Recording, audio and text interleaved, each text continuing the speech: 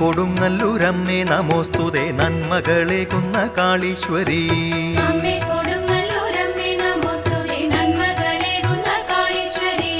ദുഃഖങ്ങളാലെ വലയുന്നോരെന്നെ നിൻ തിരുമുമ്പിൽ നിൽക്കാൻ അനുവദിക്കൂ.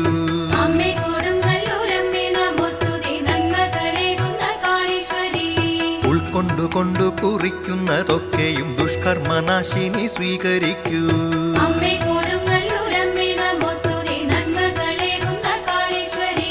ഉൾക്കണ്ണുകൊണ്ടെനിക്കമ്മ തൻ ലീലകൾ കാണുവാൻ ദിവ്യമാം സിദ്ധിയേകൂ.